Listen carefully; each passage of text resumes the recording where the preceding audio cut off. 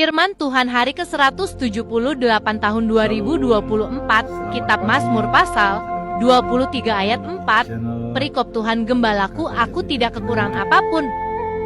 Firman Tuhan pada hari ini, yaitu hari yang ke-178 tahun 2024, tanggal 26 Juni, diambil dari kitab Mazmur pasal 23 ayat yang keempat.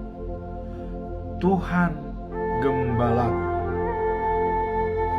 Sebagai nats, ayat hari ini adalah sebagai berikut. Sekalipun aku berjalan dalam lembah kekelaman, aku tidak takut bahaya, sebab Engkau besertaku. Gadamu dan tongkatmu itulah yang menghibur aku. Itulah firman Tuhan hari ini yang disampaikan oleh Raja Daud. Kemudian dalam bacaan pagi diambil dari buku Zakaria pasal 14 ayat 12 sampai 15. Sambungan dari yang kemarin, ya. Yerusalem dan bangsa-bangsa. Kemudian bacaan malam juga diambil dari buku Zakaria. Ini pasal 10 ayat 1 sampai dengan 7. Tuhan berjanji akan menyelamatkan umatnya. Inilah 3 perikop pada hari ini. Yaitu pagi, Tuhan Gembalaku. Bacaan pagi, Yerusalem dan bangsa-bangsa mendapatkan pesan dari Tuhan Allah. Kemudian bacaan malam, Tuhan berjanji akan menyelamatkan umatnya. Sekarang kita masuk dalam perikop pada hari ini. Dalam ayat hari ini, Mazmur 23 ayat yang keempat. Tuhan Gembalaku. Apa sebabnya? Raja Daud mengatakan Tuhan Gembalaku. Coba kita lihat bagaimana kisah daripada Raja Daud. Ya. Raja Daud adalah seorang penggembala, ya. Diambil dan dipilih oleh Tuhan. Dan Daud adalah anak bungsu atau anak yang ketujuh, nomor 7 dari Isai. Isai punya anak 7 orang, yaitu Eliad, Abinadab, Sama, Netanael, Radai, Osem, yang ketujuh Daud. Kemudian ada 2 perempuan dari Isai, yaitu Seruia dan Abigail. Dan di mana kita lihat Seruia ini melahirkan 3 anak, yaitu Joab, ya, dan Abisai, dan yang terakhir Asel. Jadi Abisai yang pertama, Joab yang kedua, dan Asel yang ketiga. Ini masih keluarga atau keponakan daripada Daud, ya, karena anak daripada adiknya perempuan. Nah, coba kita lihat kisah Raja Daud. Bagaimana sebenarnya Raja Daud ini, ya. Nah, yang unik pertama adalah Raja Daud, ya, mengalahkan Goliat. Jadi waktu bertemu dengan Raja Saul, ya, siapa yang boleh mengalahkan Goliat? Itu pengumuman daripada Raja Saul, karena bangsa Israel sangat ditekan oleh seorang Goliat, ya. Nah, yang tingginya ini sama dengan 6 hasta ditambah 1 jengkal.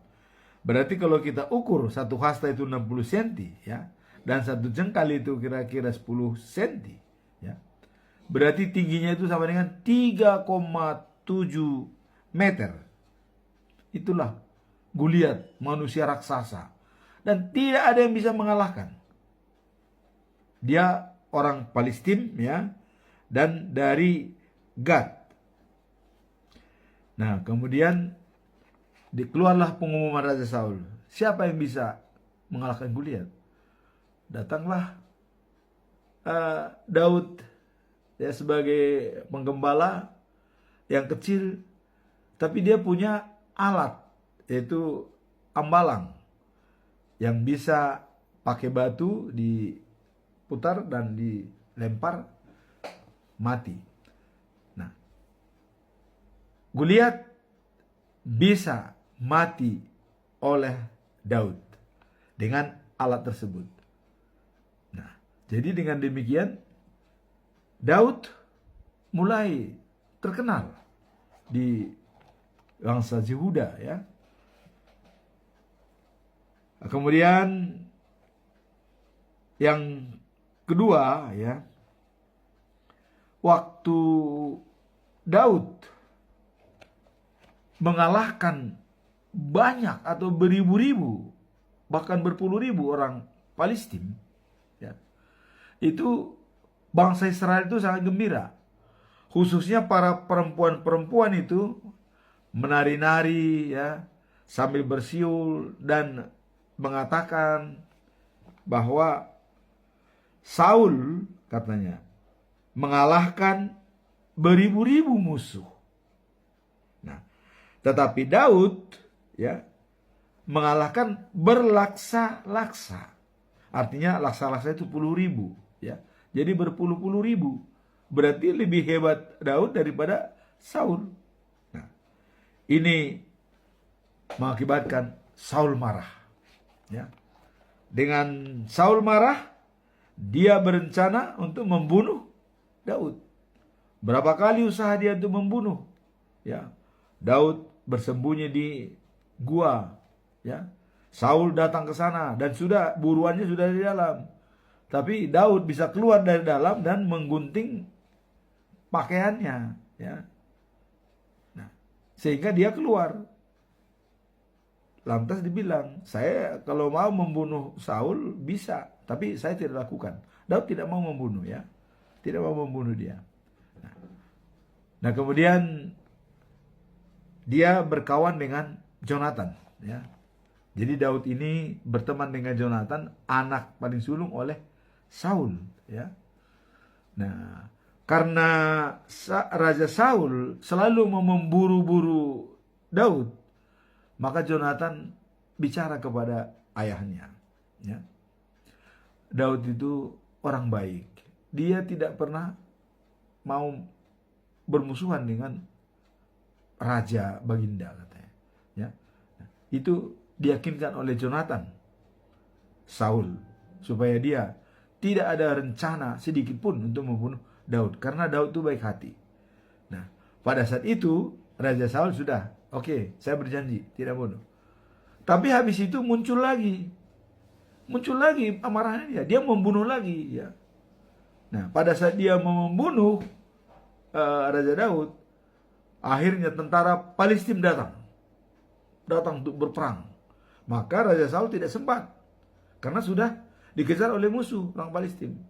Akhirnya Raja Saul terkena panah daripada orang Palestina.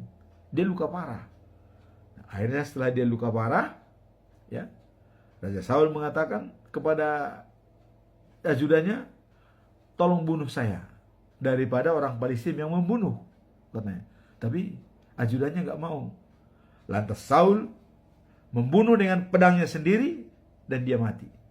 Dan ajudannya kalau melihat rajanya mati, dia pun bunuh diri, ikut mati. Nah, itulah kisah Raja Saul dengan Daud. Nah, kemudian Daud juga ada penderitaan dalam keluarga. Ya. Dalam keluarga dia menderita. Apa penderitaannya? Ya. Waktu pertama itu dia sangat sedih waktu Absalom ya mengundang semua kakaknya dan adik-adiknya suatu pesta. Dia mempersiapkan, dia minta izin kepada Daud. Raja katanya, tolong izinkan mereka datang ke pesta saya. Padahal di situ sudah ada niat jahat daripada Absalom. Ya. Nah, kenapa ada niat jahat daripada Absalom? Karena setahun sebelumnya Amnon ya sebagai anak sulung daripada Daud itu memperkosa Itamar. Yang Itamar ini adalah adik daripada Absalom. Ya. Adiknya yang orang tua mereka Maaka ya dari putri Raja Gesur ya, putri Raja Gesur. Nah, dengan dendam itu Absalom mengundang mereka rencana untuk membunuh Amnon. Terjadi pesta ya, diadakanlah pesta oleh Absalom. Akhirnya Amnon disuruh dibunuh oleh petugasnya. Petugas Absalom dibunuh. Sehingga mereka semua ketakutan dan lari ya, kabur. Nah, akhirnya Raja Daud bersedih dengan mendengar bahwa Amnon meninggal. Nah, jadi berita sebelumnya dikatakan semua mati, anak-anakmu katanya, padahal hanya satu orang yang mati, cuma Amnon. Nah, akhirnya Absalom pergi ke Gesur, ke rumah mertuanya karena ketakutan ya. Nah, sedangkan Raja Daud sangat bersedih dengan kematian Amnon. Nah, kemudian setelah Absalom pulang ke tempat kerajaan Raja Daud ya di Yerusalem, nah, bahwa Raja Daud kembali hatinya dari dia benci sama si Absalom, tapi dia sayang kembali sehingga Absalom dipanggil datang. Nah, tapi Absalom yang tidak tahu diri, inilah yang tidak hormat pada orang tua. Nah, kenapa saya katakan Absalom tidak tahu diri? Dia sebagai anak daripada Daud harusnya menghormati bapaknya sebagai raja. Bahkan Absalom mau mengkudeta Raja Daud. Ya. Bagaimana caranya? Jadi semua orang ya yang mau laporan kepada Raja Daud di stop. Udah, saya yang menghakimi, saya yang melayani. Nah, jadi semua persoalan-persoalan itu sampai kepada Absalom, tidak lagi sampai kepada Raja Daud. Wah, Raja Daud juga akhirnya kabur Raja Daud karena melihat gelagat ini ya. Nah, jadi Absalom sudah mulai ada rencana jahat. Bahkan gundiknya Raja Daud di istananya itu ya, Yerusalem. Di istananya, gundiknya itu adalah, coba, masa anak mempermainkan gundiknya? Atau maaf kata ini ya, bersetubuh dengan para gundiknya. Wah, ini nggak benar. Itulah Absalom. Nah, sehingga dengan adanya rencana jahat daripada Absalom, ini diketahui oleh Joab. Nah, Joab tadi adalah merupakan bere daripada Daud atau anak daripada Itonya yang namanya Seruya, ya, punya anak 3, Abisai, ya, Joab dan Ahasel. Nah, Joab mencium ini sehingga mengatakan kepada Raja Daud, wah, ini Absalom ini kurang ajar nih. Nah, udah gawat ini, kira-kira begitu. Nah, akhirnya ya, waktu datang musuh, akhirnya Absalom dengan kereta kudanya ya, dia melarikan diri. Akhirnya keretanya terus lari, tapi rambutnya nyangkut ke pohon sehingga dia tergantung. Begitu. Nah, begitu tergantung, nah, datanglah Joab ditusuk mati saat itu juga. Walaupun Daud sangat bersedih karena kematiannya. Padahal Daud sudah bilang, jangan sampai ada membunuh Absalom walaupun dia adalah memusuhi saya. Kira-kira begitu. Nah, tapi itu tetap dilakukan oleh Joab. Karena dia, ya pamannya Daud, dia ingin melindungi Daud. Karena itu paman daripada Joab, ya. Nah, jadi kalau si Absalom ini adalah iparnya, kira-kira begitu, ya.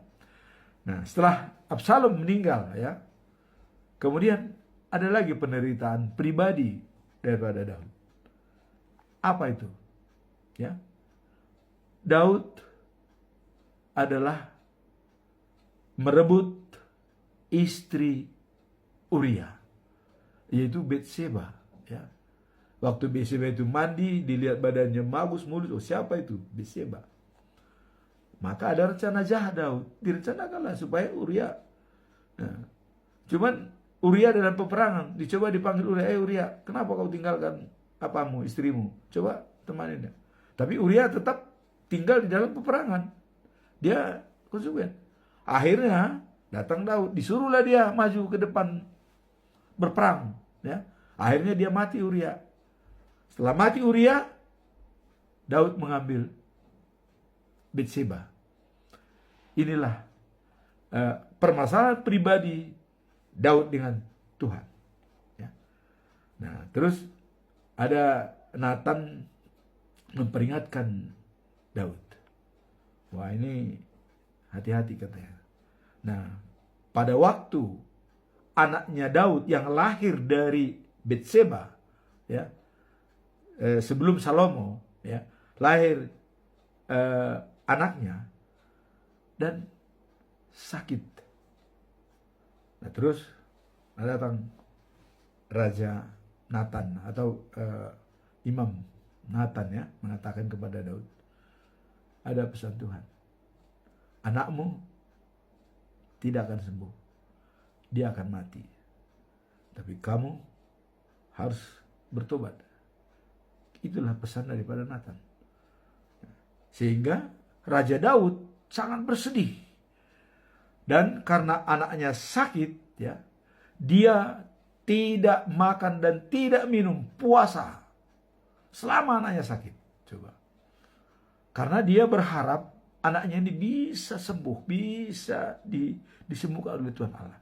Tapi karena Allah tidak melihat, gitu, anak haram yang kau buat itu artinya tidak direstui, dan juga itu karena memang kurang baik, kira-kira begitu mungkin pendapat Allah. Maka dia harus mati.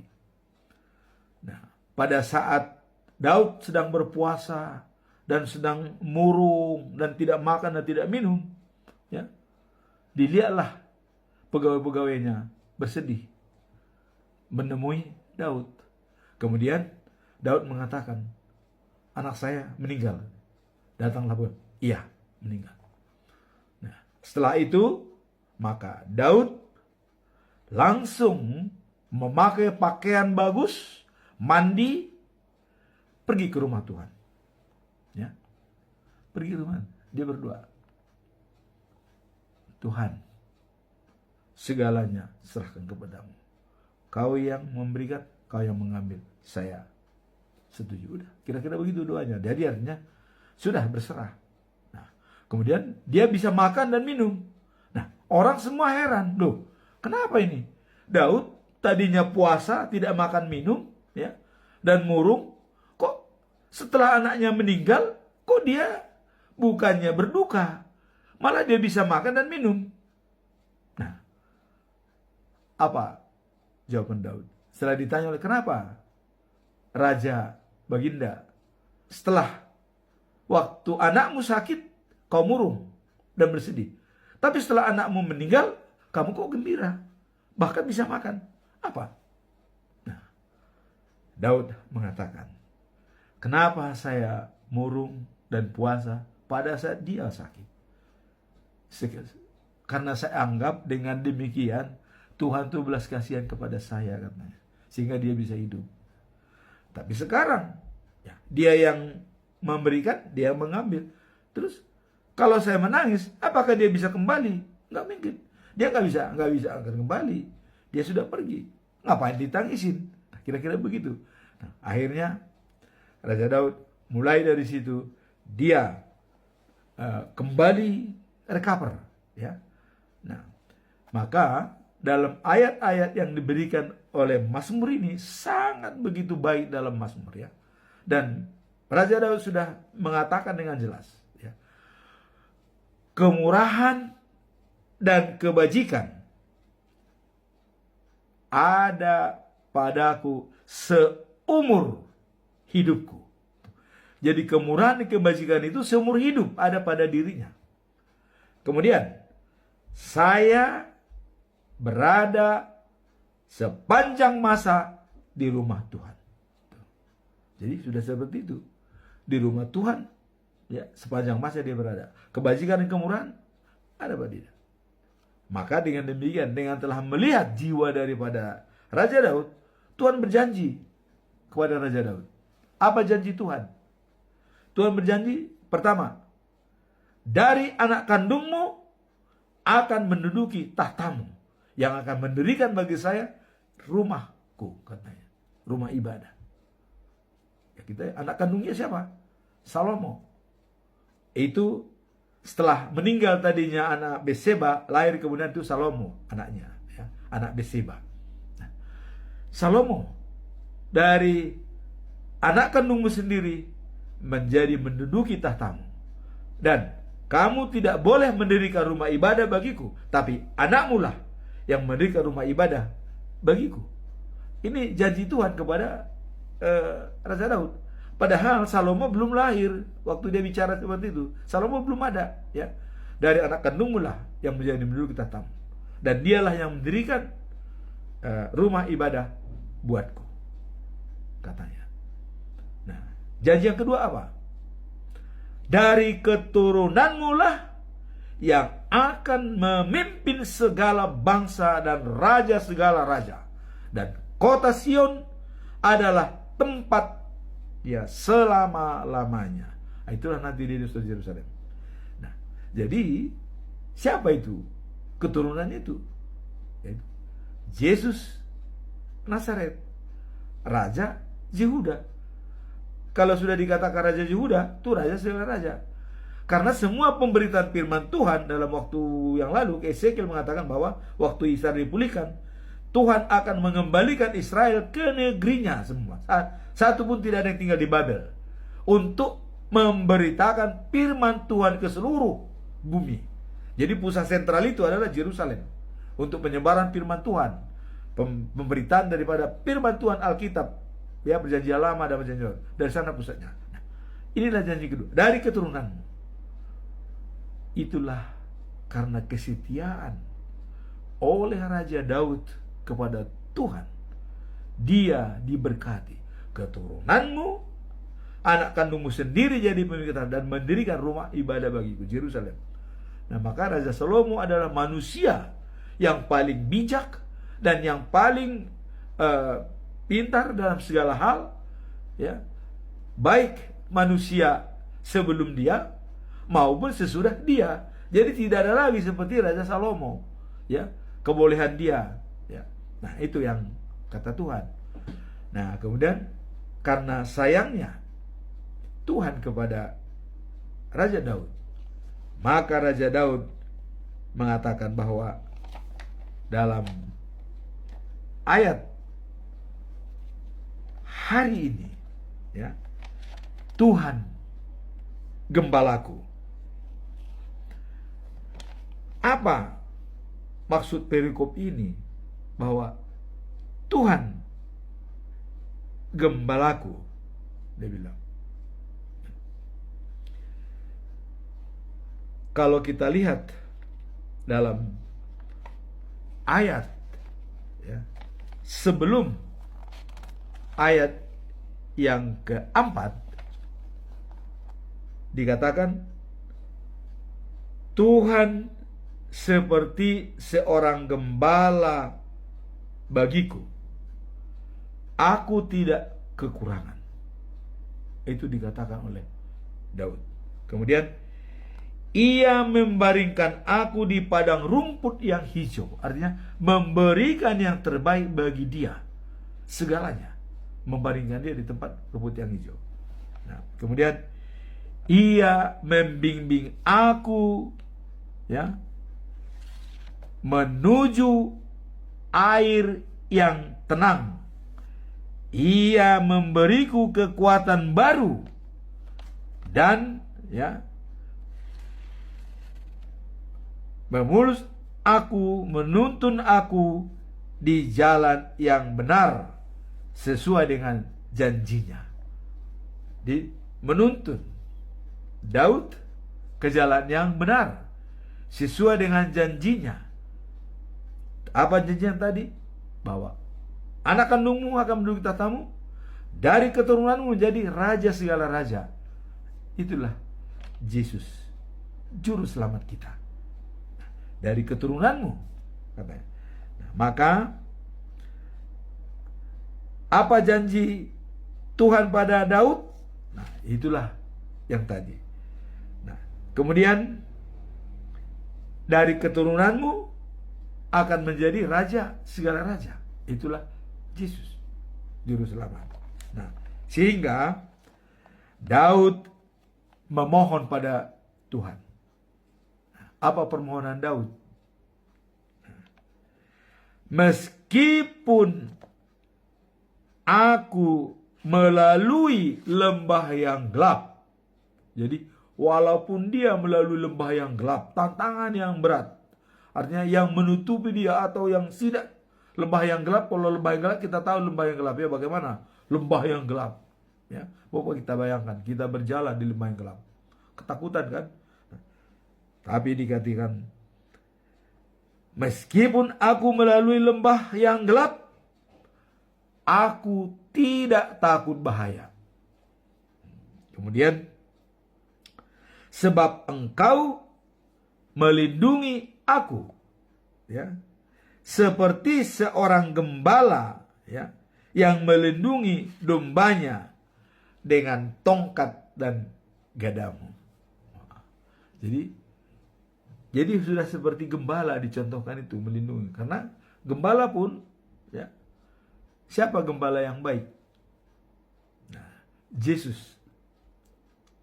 Jadi kalau tadi seperti gembala yang melindungi dombanya, seperti Yesus melindungi semua. Nah, karena seorang gembala yang baik tahu apa kebutuhan gembalanya. Dan kalau ada gembala yang hilang satu, itu dicari sampai dapat. Ya. Makanya begitu gembala itu dapat, langsung dipangku dan juga bergembira.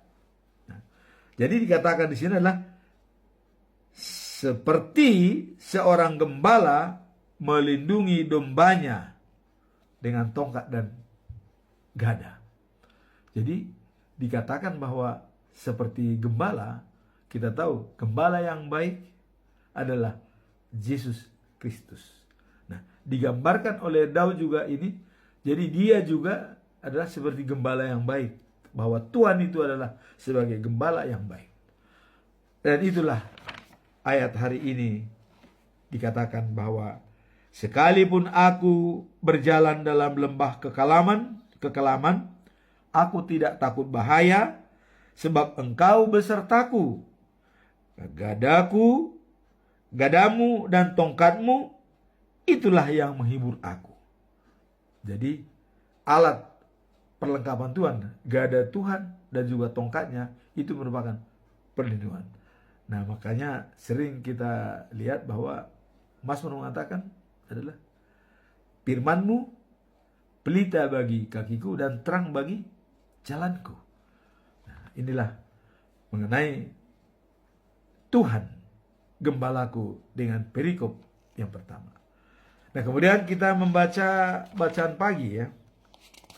Jadi bacaan pagi yaitu Zakaria pasal yang ke-14 ayat 12 sampai 13. Nah, kemarin kita sudah jelaskan bahwa dalam buku Zakaria ada dua bagian penting.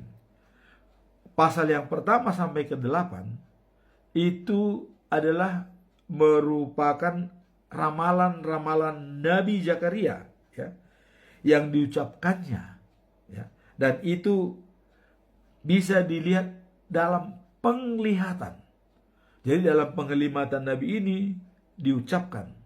Nah, itulah dalam bagian yang pertama. Jadi merupakan ramalan-ramalan dan penglihatan daripada Nabi Zakaria, ya.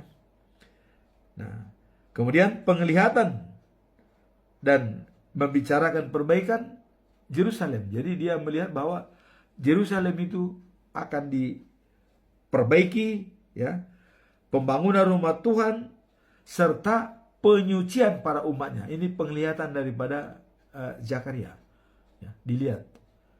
Nah, kemudian ada lagi yang jelas di sana dilihat oleh Zakaria, yaitu bahwa Tuhan, ya, akan menjanjikan raja yang akan datang. Jadi dijanjikan oleh Allah kepada umatnya, ada raja yang akan datang.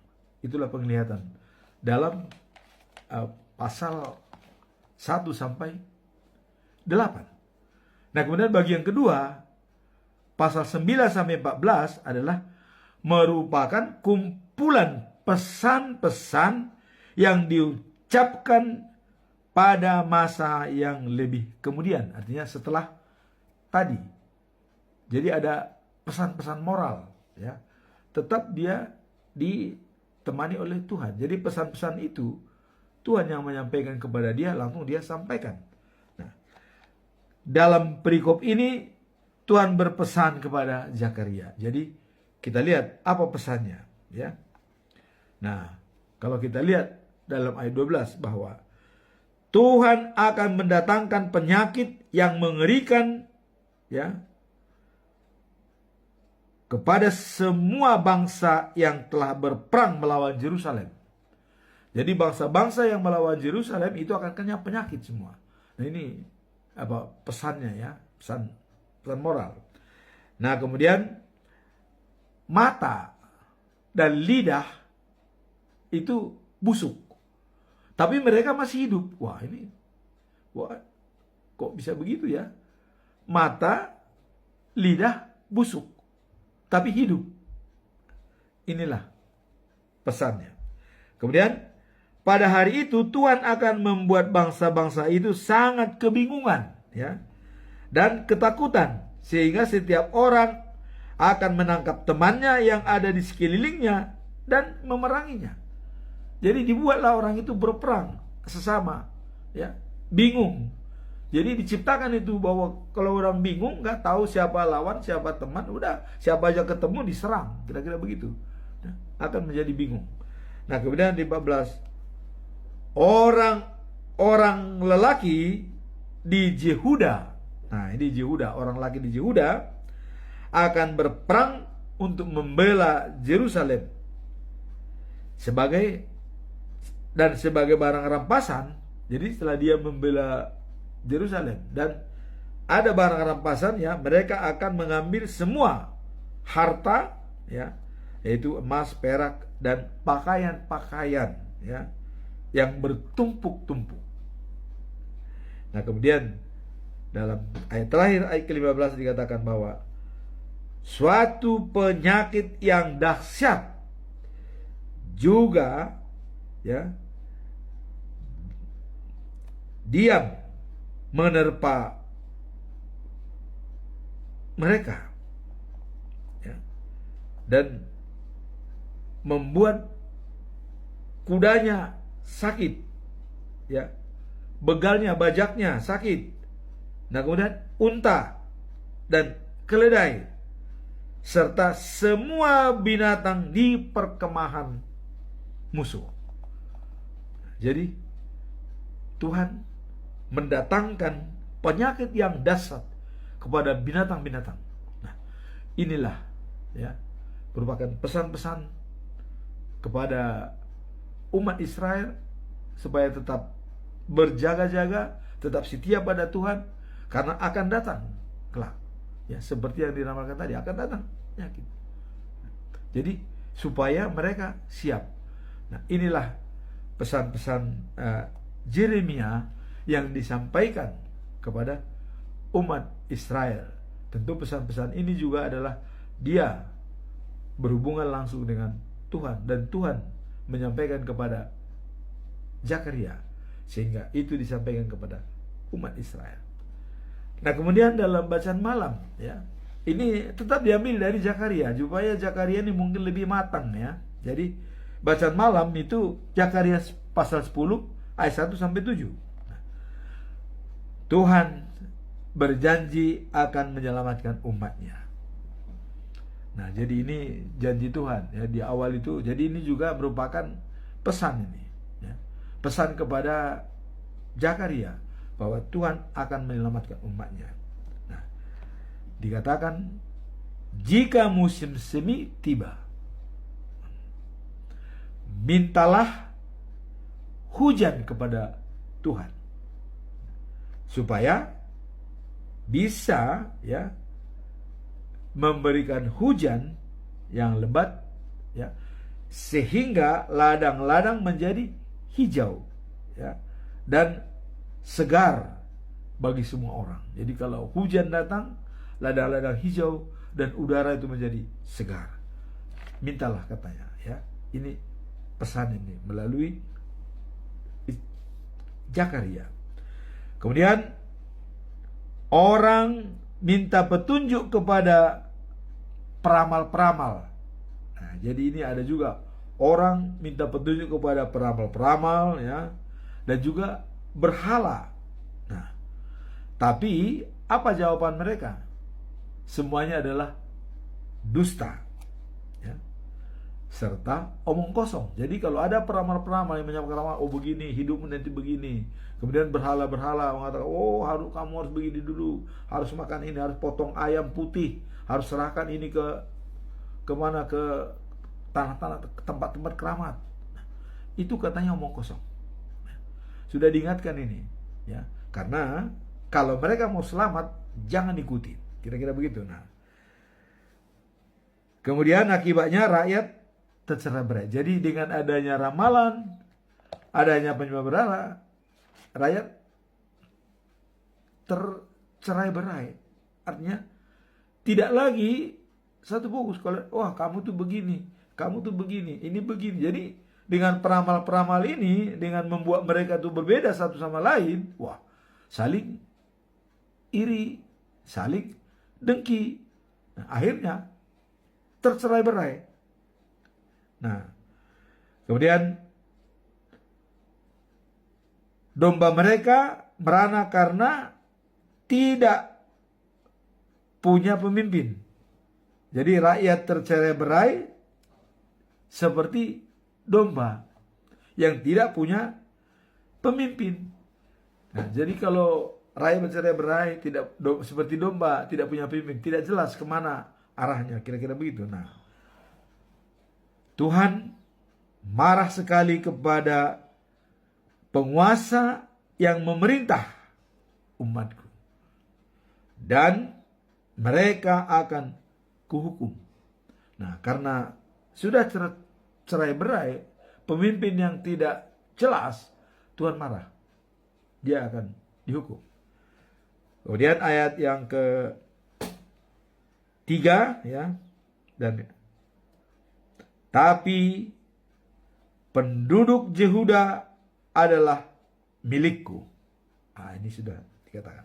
Dan aku Tuhan yang Maha Kuasa akan memelihara mereka. Akan kupilih penguasa, pemimpin, dan panglima yang akan memimpin mereka. Jadi Tuhan sendiri nantinya akan memelihara, karena itu adalah pilihan umatnya, ya. Itu adalah pilihan. Nah, kemudian penduduk Yehuda akan menang. Mereka berjuang karena aku. Jadi penduduk Yehuda akan menang kalau mereka berjuang karena aku. Jadi karena Tuhan lah mereka berjuang. Artinya percaya dengan Tuhan. Apa yang dikatakan Tuhan dilakukan. Nah, kemudian penduduk Yehuda akan dikuatkan. Kubawa mereka kembali ke negerinya karena aku sayang kepada mereka. Penduduk Yehuda dibawa ke negeri itu kemana? Ke Israel. Dari mana? Pembuangan Babel. Nah, jadi di Babel itu nanti akan didatangkan penyakit, akan macam-macam. Dan mereka akan berperang untuk mempertahankan negerinya semua. Mereka akan menang karena aku. Nah, jadi kalau mengandalkan Tuhan, pasti menang. Nah, kemudian ku perlakukan mereka seperti bangsa yang tak pernah ku ingkari. Jadi Tuhan setelah memenangkan orang-orang Yehuda yang ada di Babel itu nantinya akan diperlihatkan oleh Tuhan bahwa mereka tidak pernah kuingkari. Artinya mengembalikan citra baik daripada Israel, ya. Kemudian umat Israel akan seperti pahlawan yang kuat, seperti orang yang minum anggur, ya. Mereka akan gembira. Kelakuan mereka dari zaman ke zaman tak akan melupakan kemenangan ini yang kuberikan. Jadi itu sudah merupakan akan terpatri kepada bangsa Israel dari zaman ke zaman. Tidak akan melupakan Tuhan. Itulah maka dengan sayangnya Tuhan melihat Israel, diturunkanlah anaknya Yesus Kristus sebagai manusia dan semacam gambaran Allah. Dia sendiri turun ke bumi tapi dengan sosok manusia. Dia sendiri adalah Allah. Tapi dia turun ke bumi sebagai manusia, memimpin. Hanya bagi orang-orang yang belum percaya kalau Yesus itu adalah Tuhan, Anda merugi. Karena dalam penghakiman nanti, ya, yang menghakimi adalah dia. Jadi dalam Zakaria mengatakan, nanti dalam penghakiman ada raja pemimpin Israel yang tetap di Yerusalem yang baru, di New Jerusalem. Dan manusia bersama dengan Tuhan, tidak ada bedanya lagi, duduk bersama dengan Tuhan. Terus kapan kita duduk bersama dengan Tuhan? Nah, nanti. Tetapi bagaimana caranya kita bisa duduk bersama dengan Tuhan? Ya, hanya melalui Yesus. Kalau tanpa kita melalui Yesus, tidak bisa duduk bersama dengan Tuhan Allah. Karena Yesus sendiri adalah Allah. Loh, kalau di dunia kita tidak mengakui dia Tuhan, bagaimana kita bisa duduk bersama dengan dia? Dia bangkit, ya, di surga. Dikatakan di sebelah kanan Allah Bapa. Dia sendiri Bapa itu. Dia sendiri. Kemudian dia bangkit, dikirimkan Roh Kudus. Ya. Roh Allah kepada manusia, penolong. Roh itu Yesus Allah satu kesatuan. Trinitatis. 3 tapi 1. Ya. 3 sisi sama, tapi satu kesatuan dalam bentuk. Tapi bagi orang yang masih menggunakan ilmunya, pengetahuannya, menggali ilmu lain, ini tidak benar. Itu dirahasiakan oleh Tuhan Allah. Tidak diberikan. Tapi bagi orang yang sudah percaya bahwa Yesus itu adalah Tuhan, itulah yang sudah diberikan Roh Allah kepada dirinya. Nah, maka Tuhan Yesus mengatakan, dosa dan pelanggaran masih bisa diampuni. Tapi kalau berdosa dengan Roh Allah, itu tidak bisa diampuni. Nah, kalau berdosa dengan Roh Allah, yaitu tadi tidak percaya kepada Yesus, itu berdosa kepada Roh Allah, nggak bisa diampuni. Ya terus bagaimana bisa mengampuni? Orang dia nggak percaya kok, kira-kira begitu. Nah, inilah firman Tuhan pada hari ini. Semoga kita semua bisa mengimaninya, bahwa kebesaran firman Tuhan itu adalah sangat-sangat agung, ya.